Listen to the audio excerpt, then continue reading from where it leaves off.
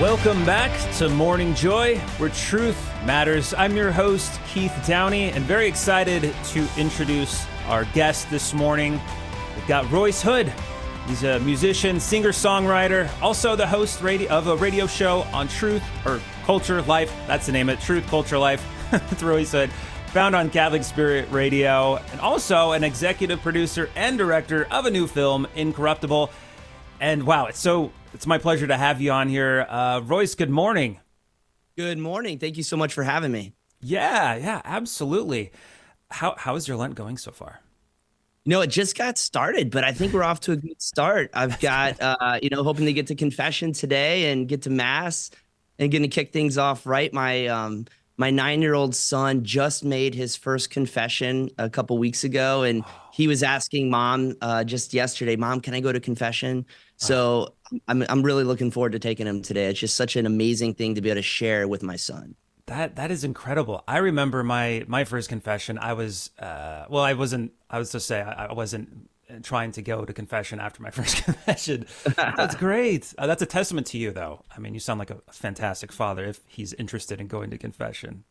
I think it's a testament to his mom more than anything. She's the warrior in this family that keeps us together and keeps us holy, to be very honest with you. She's such an amazing mom and such a wonderful wife. Well, speaking of your son, you're a musician. You can be found on YouTube. You had a song that almost, I would say, went viral about your son Fulton.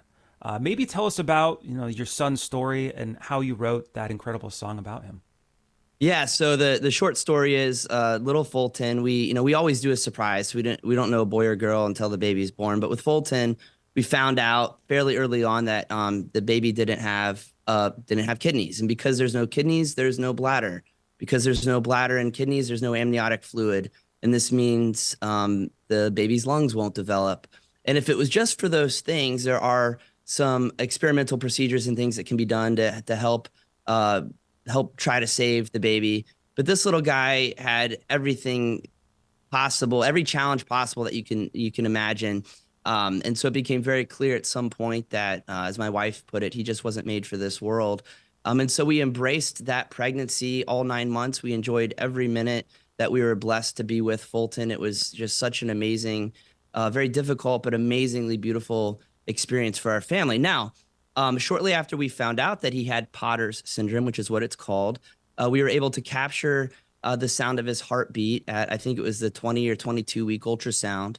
And we know that a baby can hear at about 18 weeks. They can start recognizing voices.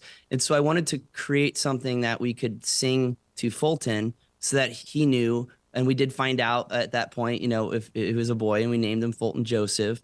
We wanted to be able to sing something to him so he knew how much he was loved and how important he was. And it was really a way for me to express the things that I was feeling inside.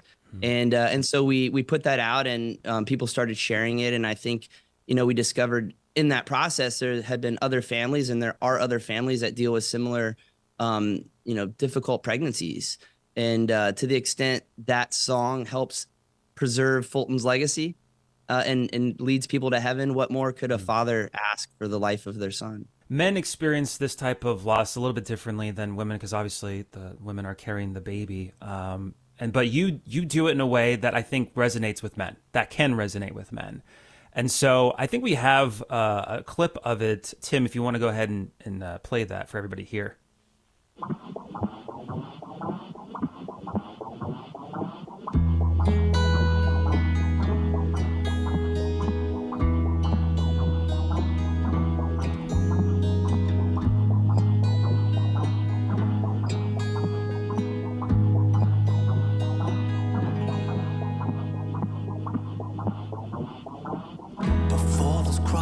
We surrender our hearts.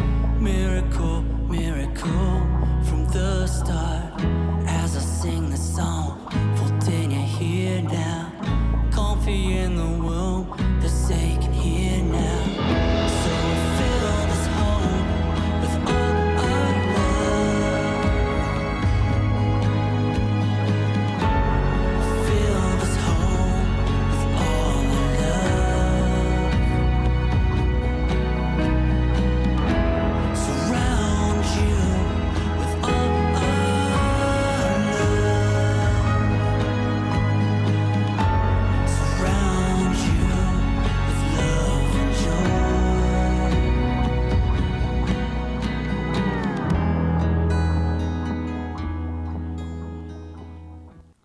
Wow. Like, even that's not the full song. I encourage you listeners out there, if you haven't seen it or watched it, it's on YouTube. Where can they find you on YouTube, by the way, Royce? Yeah, just at Royce Hood, my name, Okay. at Royce Hood. And Perfect. Fulton Song, I think if you even search for Fulton Song, it comes right up. And Yeah. you're welcome to provide if if you're doing an appeal or anything like that, and people want to support your radio or your ministry. You're welcome to provide a download of that song to your listeners. I'd be happy to make that. I mean, it's not my song; it's Fulton's song. So when you first heard the heartbeat, what I mean, did when you heard it, was it something like, well, I need to tell a story. This is something that I should make into a song. What was the process like a little bit? Yeah, I actually we found out about Fulton's challenges, and I am a songwriter, so I Right. love writing music. It was really frustrating actually. There was about a 2 week period where I had like severe writer's block. I had no idea Hmm. what I was gonna do, but I knew it had to be as beautiful as his life, and it had to convey just the beauty of God's creation, right? Fulton was Hmm. perfect. He was Hmm. perfect in ways that we can't fathom because God created in his image and likeness. And so Hmm. it took me a couple of weeks, and I think sitting in the ultrasound, I heard the heartbeat. I was like, "That's it. That's the metronome." Hmm. And interestingly enough, the BPMs on our children have always been a bit faster. Hmm. On that particular day, it was slow. It was like a 114 beats per minute.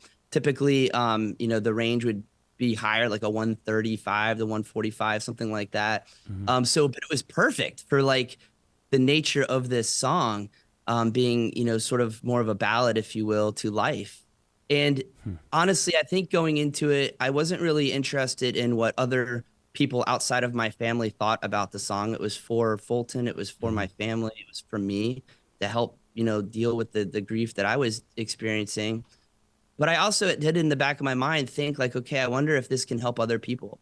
And so many times people are given a diagnosis, and the first thing they're told to do is just abort the baby, get rid of the baby. And how tragic, how tragic that is for the Hmm. mom, for the family, for the child.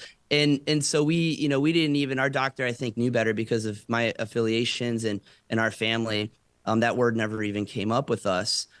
But what a joy. Like it's hard to explain. We have other children in the home, and they walked with us the entire journey, and they're young, but we were very open with them. We didn't hide Hmm. anything. They knew mommy had a baby. They knew something was wrong. We hugged, we cried, we prayed.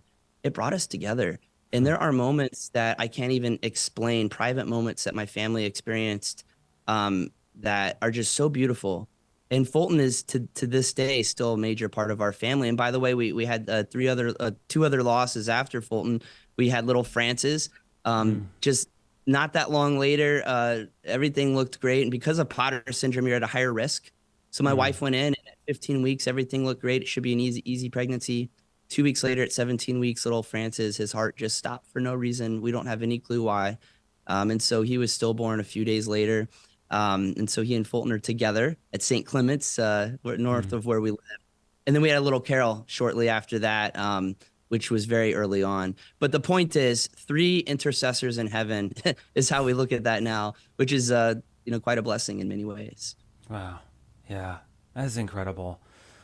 When I'm thinking of like men, we're tend to be kind of internalizing things. Maybe we're not very outspoken, and especially when it comes to miscarriages, it feels like sometimes we don't have an outlet to talk aside from our wife, who's already going through so much. What quickly before we jump into the ending of the show and after the after show clubhouse, which by the way you're invited, Royce. What kind of tip would you give men who are going through a miscarriage of this nature? Yeah, exercise your spirit, exercise your body, exercise your mind. And what I mean by that is make sure that you're there physically, mentally, spiritually to address whatever challenges are thrown your way. As men, we're called to carry the cross. And I think it's not just our cross, but it's the cross for our whole family. Mm. And if we're not, there's a balance between being strong disciplinarian, but also being loving and tender. And I think finding that balance is a spiritual journey. And that's what I would just recommend. Enjoy a cold glass of a whiskey unless you like it warm. And then also make sure your children see you on your knees and praying sincerely so that they have that example. Wow. Great advice. Thank you so much, Royce. Well, we were going to talk about the Incorruptible movie. We're going to move that onto the after show Clubhouse if you're able to jump on, talk more about your role as an executive producer and being the director of such an incredible idea for a film, the name of it being Incorruptible. So we'll put a pin on that, save it for the after show. Are you able to hop on? Yeah, that's fine. Perfect. All right. Well, if you happen to be at a point in time where you're going to be maybe going into the office, or maybe you're coming back home from dropping the kids off at school, or maybe you just need to focus on making breakfast for the whole family, and you need to focus on that, we'll certainly see you tomorrow, to the second day of Lent. But if you're able to stick with us, well, perfect. We have got the After Show Clubhouse. It is kind of like an exclusive only, listener only on YouTube, where you can interact with us and Royce and Tim and talk about all things. And you can also find us on GRN Online. That's the best way to do it on YouTube, is GRN Online. And we'll see you then. Otherwise, you're probably going to be listening to Mass after this. And if you are, please pray for us. And you can find us on not only YouTube, but you can find us on Instagram, Rumble, as well as our mobile app. So if maybe you gave up social media for Lent, which many people do, you can always stream our shows, whether it's Morning Joy, maybe it's a Spirit World, maybe it's a Life Lived Joyfully, one of many great shows. You can do so from our mobile app and listen to previous episodes. But until next time, until tomorrow, have a blessed day and make it a joyful day. And we'll see you on the after show. God bless.